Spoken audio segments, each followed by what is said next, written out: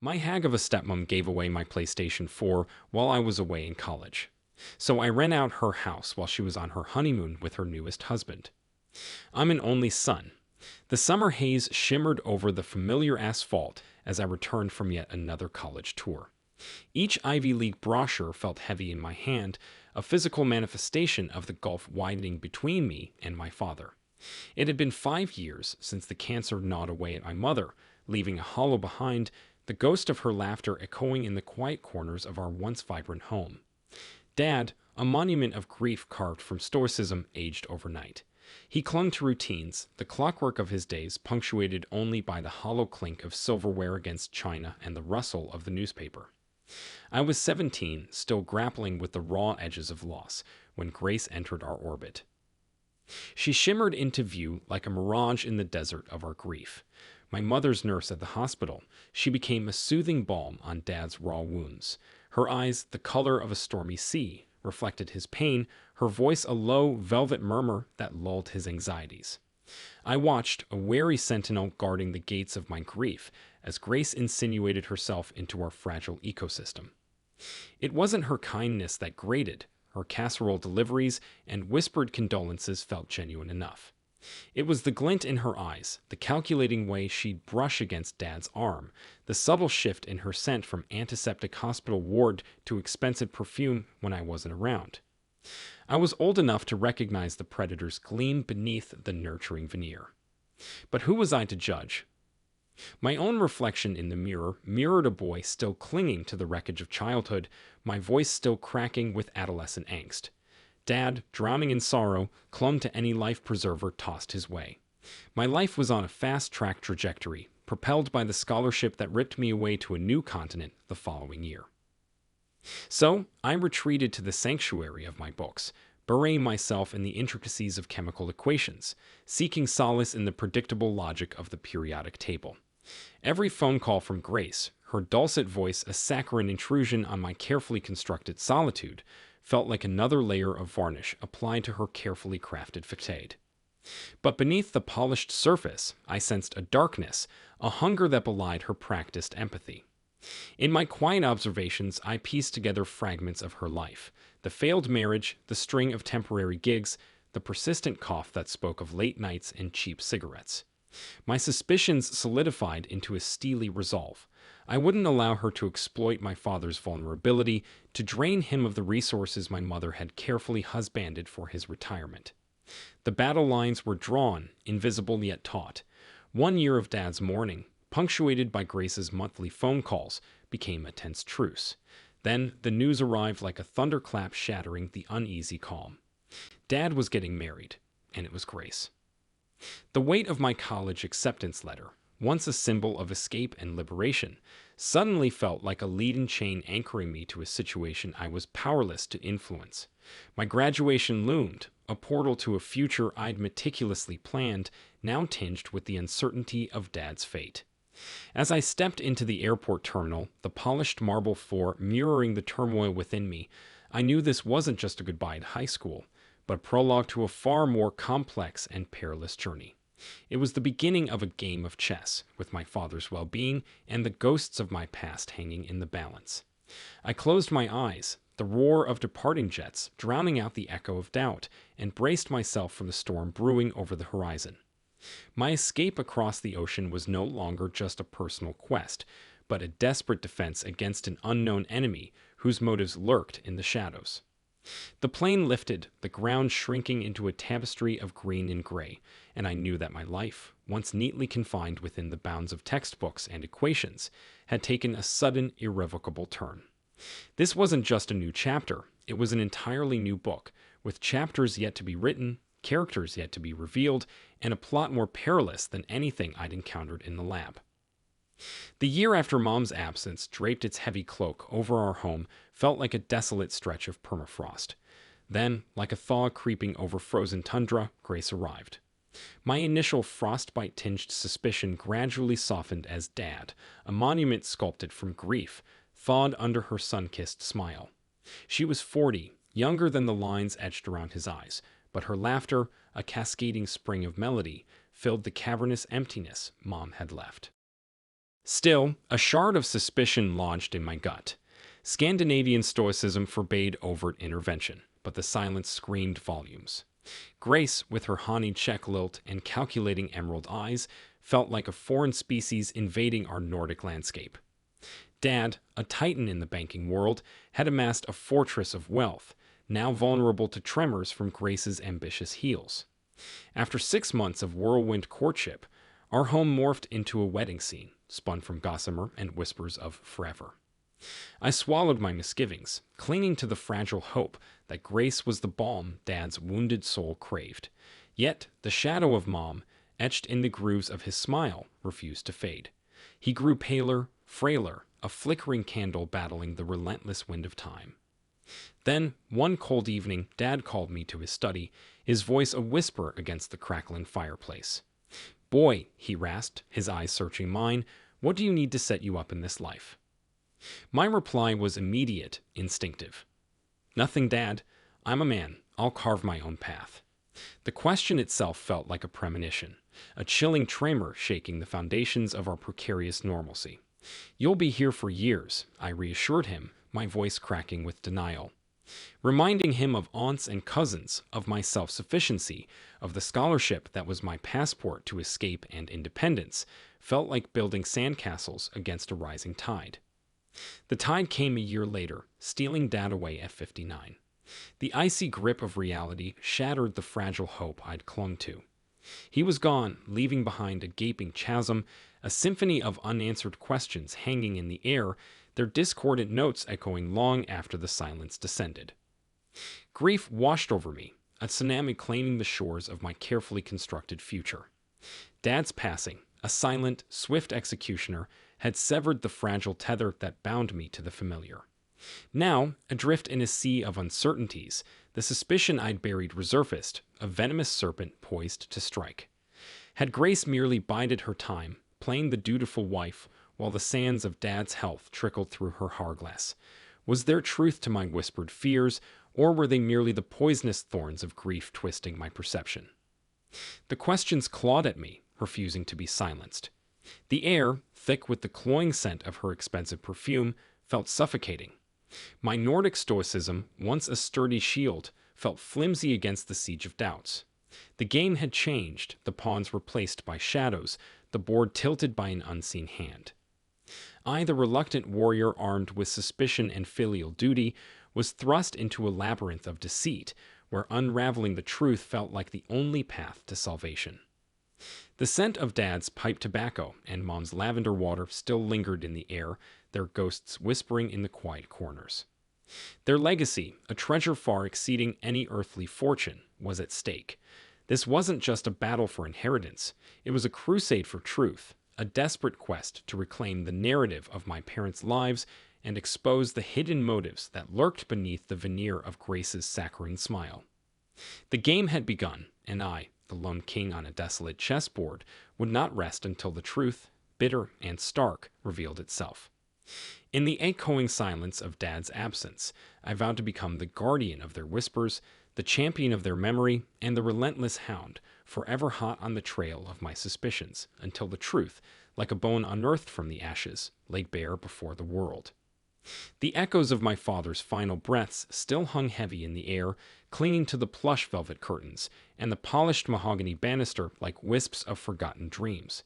It had been months, yet the silence of his absence reverberated through the cavernous five-bedroom house, a stark counterpoint to the symphony of grief that played a relentless concerto in my heart. Grace, his nurse-turned-wife, moved through the rooms like a wraith, her designer heels whispering secrets against the cold marble floor. The cloying scent of her lilies mingled with the remnants of my father's pipe tobacco, creating a perfume of loss and unspoken questions. Hollywood whispered its poisoned fairy tales in my ear, tales of scheming widows and forged wills. Did I truly believe Grace, a beautiful enigma 15 years his junior, had orchestrated his demise for a slice of his substantial fortune? Truth be told, the suspicion lingered, a bitter worm gnawing at the core of my trust. Others shared my unease, whispers flitting through family gatherings like dust motes in sunbeams. But I knew Dad. I knew the way his eyes, the color of a stormy sea, dimmed after Mom's passing, how his laughter became a hollow echo rattling against the walls of his grief. He was a man broken, adrift in a sea of pain, and Grace, with her sun-kissed smile and unwavering resolve, had appeared like a lighthouse in the storm. His will, when revealed, became a testament to his enduring love and unshakable loyalty.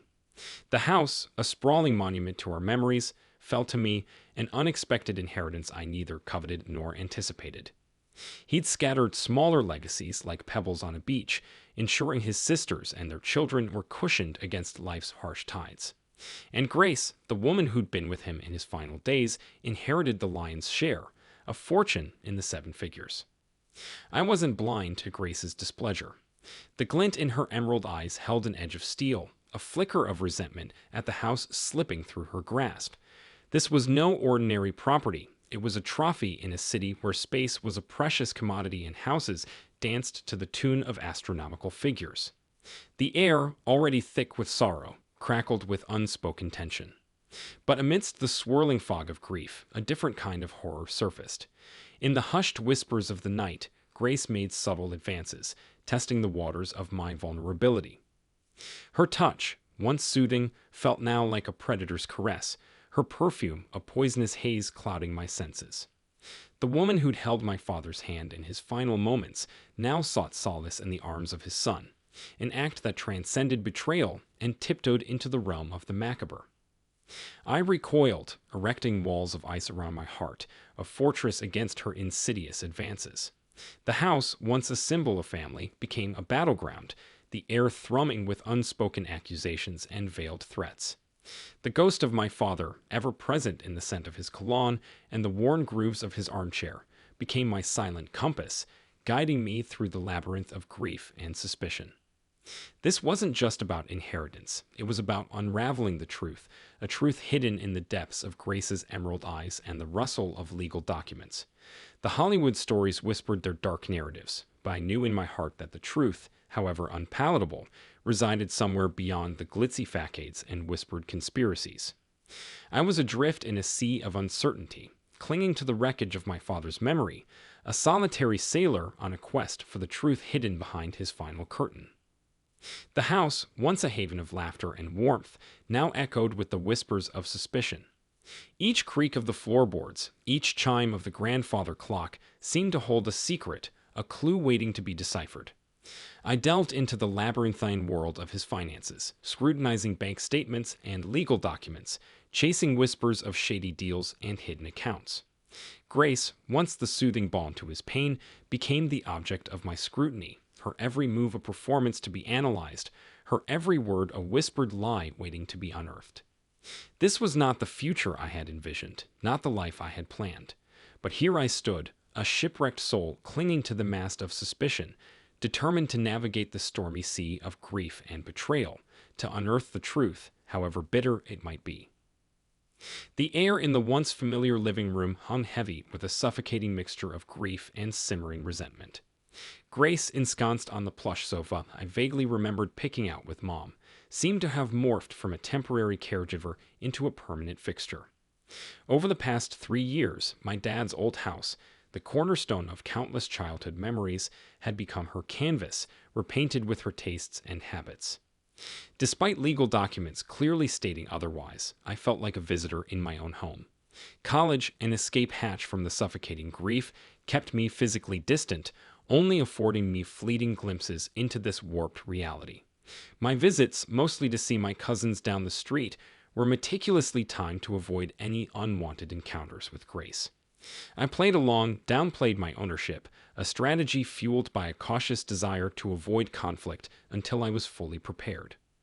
My simmering unease reached a boiling point when I finally returned after graduation, armed with a job offer and a stately resolve.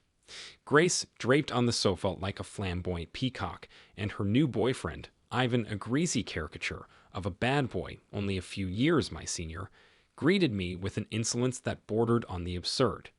The house, my sanctuary, reeked of their brazen ownership, their laughter bouncing off the walls like an unwelcome intrusion. But I swallowed my anger, a familiar mask of feigned indifference plastered on my face. Grace, in a display of audacity that defied belief, casually informed me about my PlayStation 4 being gifted to Ivan's cousin. The words, dripping with entitlement, hit me like a physical blow. My childhood haven, stripped of its memories, transformed into a stage for their grotesque performance.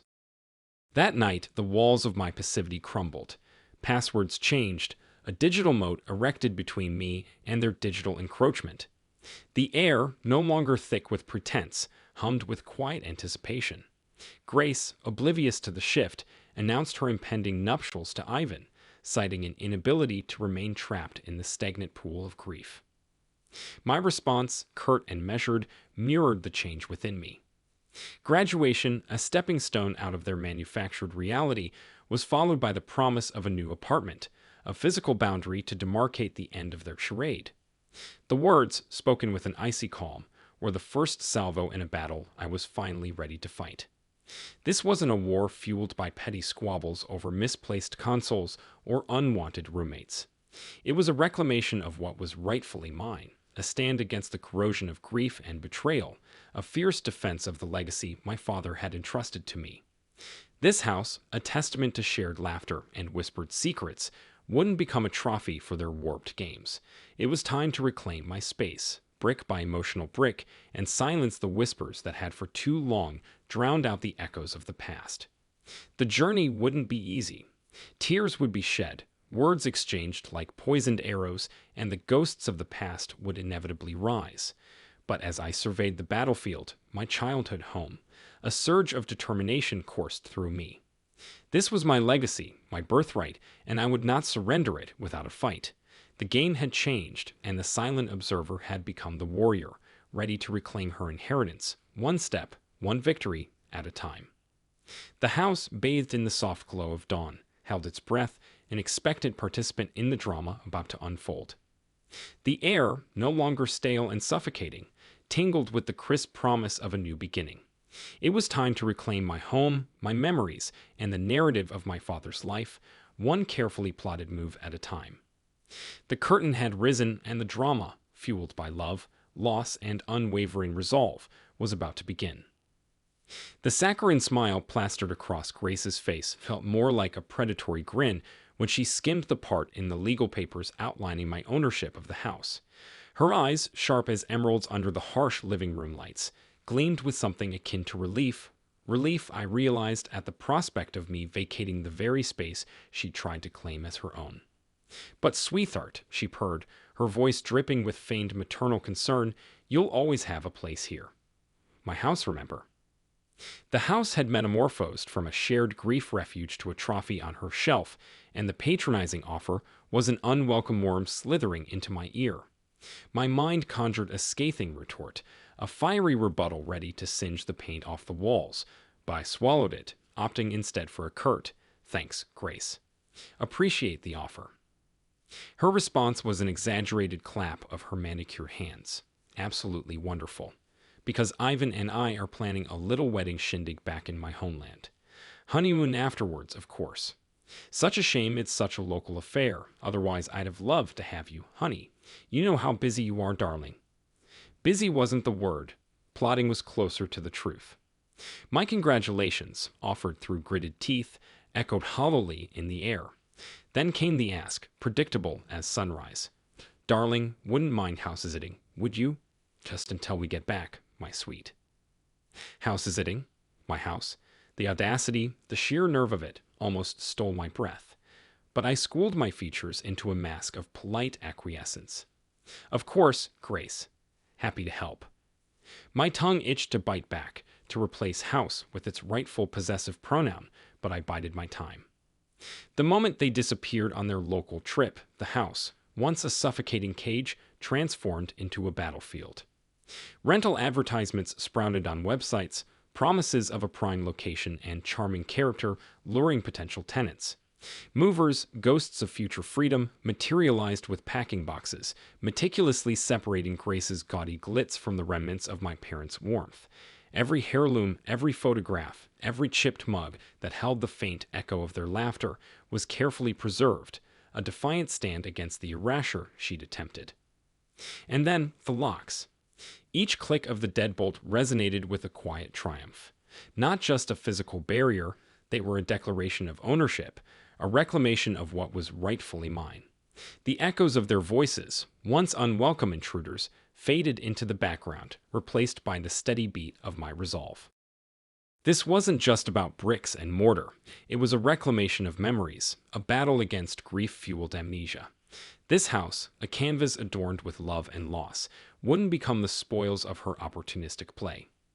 The curtain had risen on a different act, one where the reluctant heir had transformed into the vigilant defender, a warrior armed with legal documents and unwavering conviction. The air, no longer thick with her cloying perfume, hummed with the quiet anticipation of a fight won. The house, silent witness to the changing tides, stood bathed in the warm glow of a new dawn. The ghosts of the past, still whispering in the corners, now felt like allies, their murmurs urging me onward. As I surveyed the newly minted battlefield, a familiar quote from Dad echoed in my mind.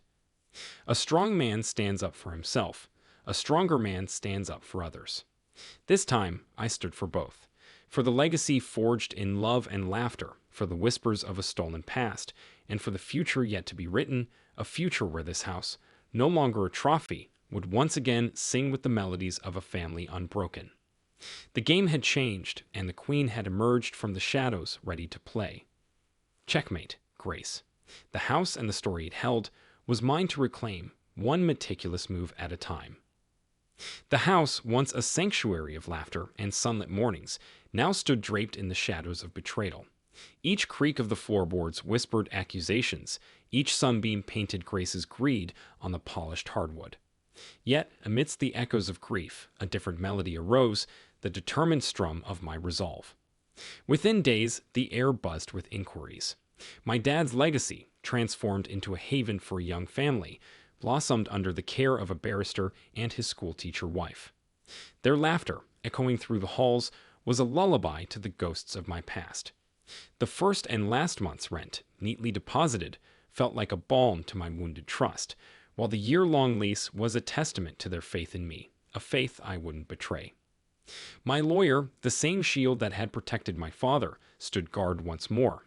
With a few sharp, well-placed words, he silenced Grace's screeching pleas, severing the final cord that bound me to her manipulative clutches.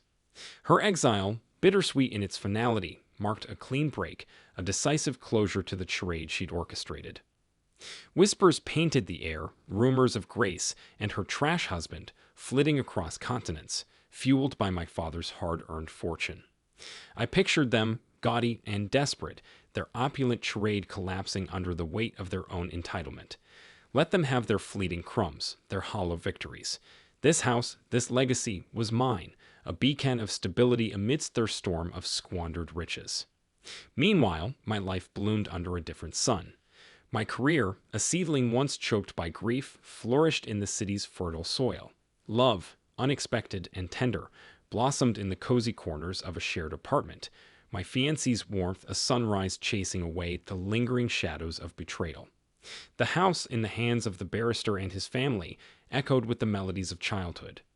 Their rent, a steady stream of blessings, allowed me to extend a helping hand to my kin, a testament to the love and generosity that Grace could never comprehend. Independence, once a distant dream, became a delicious reality, fueled by the bricks and mortar of my inheritance. The £4, a symbol of defiance, stood on my mantelpiece, a silent reminder of boundaries and ownership. It wasn't just about a console, it was about the audacity of taking what wasn't hers, the arrogance of reshaping my memories to fit her narrative.